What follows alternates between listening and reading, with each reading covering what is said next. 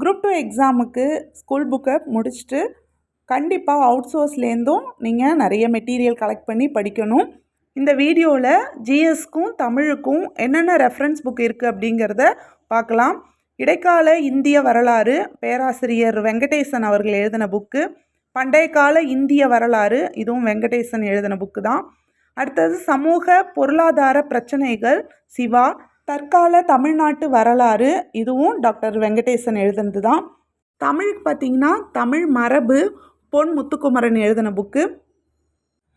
தமிழ்நாடு அரசு செந்தமிழ் சொற்பிறப்பியல் அகரமுதலி திட்ட இயக்ககம் சார்பில் மாணவர் இலக்கிய தமிழ் அகரமுதலி அப்படிங்கிற ஒரு புக்கை வெளியிட்டிருக்காங்க. அடுத்தது பார்த்திங்கன்னா அதே தமிழ் வளர்ச்சித்துறை சார்பில் திட்டங்களும் செயல்பாடுகளும்னு அகரமுதலி திட்ட இயக்ககம் சார்பில் வெளியிட்டிருக்காங்க. அடுத்தது மரபுத்தொடர் அகரவரிசை. அடுத்து அயற்சொல் கையேடு கோட்டையூர் ரா மதிவாணன் எழுதின புக்கு. அடுத்தது தமிழ் வளர்ச்சித்துறை சார்பில் ஆட்சி சொல்லகராதி. அடுத்தது மயங்கொலி சொல்லகராதி. அடுத்து அகராதி நிகண்டு.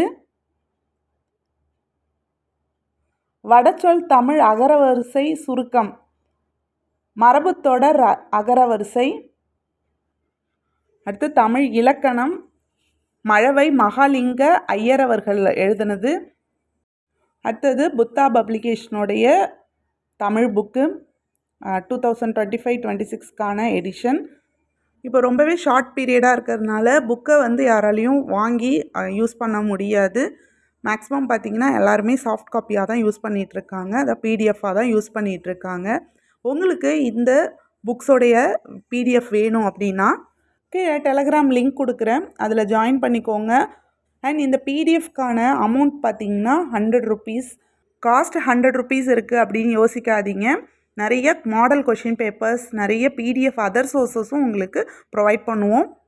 ஒரு புக்கும் 600 pages 300 pagesன்னு இந்த மாதிரி இருக்கும். இந்த டைமில் உட்காந்து நாங்கள் எல்லாத்தையும் படிக்க முடியாது அப்படின்னு யோசிக்காதீங்க. சில புக்கில் பார்த்திங்கன்னா பர்டிகுலர் பேஜஸ் மட்டும் படித்தா போதும், அப்படி தான் இருக்கும்.